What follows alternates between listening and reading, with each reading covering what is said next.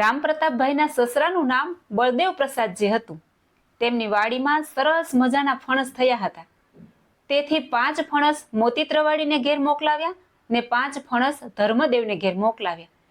ધર્મદાદાએ રામપ્રતાપજીને કહ્યું, સુગંધીમાન કેસર જેવા ફણસ તમારા સસરાએ મોકલાવ્યા છે, તો સુધારીને મોટા તપેલામાં ભરો. પછી આપણા ઘરમાં વિષ્ણુ ભગવાનની મૂર્તિ છે, તેને જમાડીને પછી સૌ સગા સંબંધીને પ્રસાદ આપશું. તપેલામાં ફણસ સુધારીને કાંસ ઢાંકીને રાખ્યું. ઘનશ્યામ મહારાજ સખા સાથે છાનામાના આવ્યા. પોતે જમ્યા ને સખાને જમાડ્યા.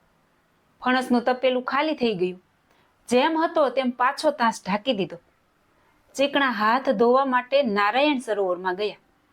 સુવાસીની ભાભી પાણી ભરવા આવ્યા.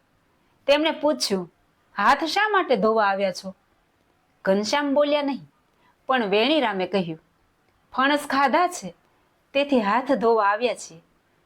સુવાસીની ભાભીએ ભક્તિ માતાને કહ્યું, બાઈજી, આપણે ઠાકોરજીને જમવા માટે ફણસ સુધાર્યા હતા, તે ઘનશ્યામ જમી ગયા છે, હવે શું કરશું?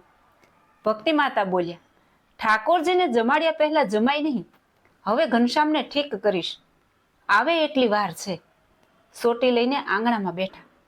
આવશે ત્યારે 2 સોટી મારીશ. ઘનશ્યામ મહારાજ આવ્યા તો માં લાકડી લઈને બેઠા છે. બીક લાગી, મારશે તો? તેથી છુપાતા છુપાતા ઘરમાં પેસી ગયા.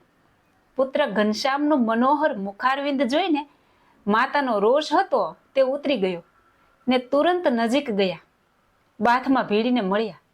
ગાલ ઉપર હાથ ફેરવીને કહે છે, બેટા ઘનશ્યામ, તમે જરાય ડરશો નહીં.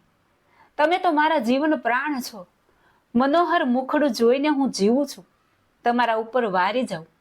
તમે ફણસ ભલે જમ્યા, પણ ફણસ તો વિષ્ણુ ભગવાનને જમાડવા માટે રાખ્યા હતા. સૌને પ્રસાદ આપવાનો હતો, તે તમે જમી ગયા. ઘનશ્યામ મહારાજે કહ્યું, દીદી, ચિંતા ન કરો. આપણા બગીચામાં ખૂબ ફણસ પાક્યા છે, ચાલો લઈ આવીએ. બગીચામાં ગયા તો અનેક મોટા મોટા ફણસ પાકી ગયા છે.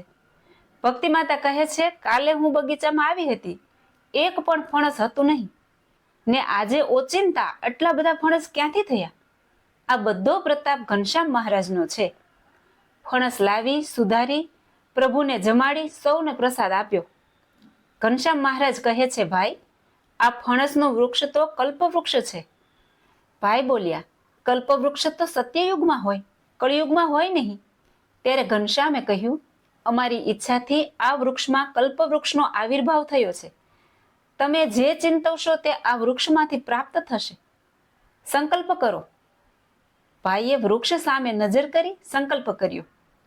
શ્રીફળ, સોપારી, દાડમ, કેરી, જામફળ, રામફળ, સીતાફળ, ખારેક, અંજીર, દ્રાક્ષ, લવિંગ, નારંગી, જામફળ, રાયફળ, પરવળ, અનેક જાતના ફળ, અનેક જાતના ફૂલ અમને પ્રાપ્ત થાય.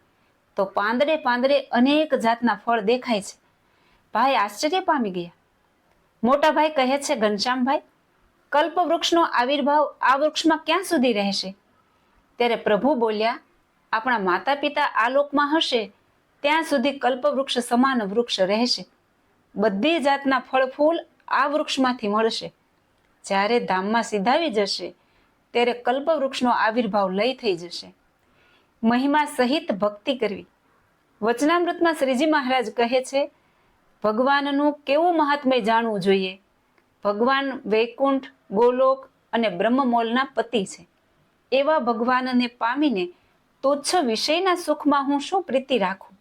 આવી રીતે મહિમા સમજવો, જગતથી વિરક્ત રહેવું. જય શ્રી સ્વામિનારાયણ.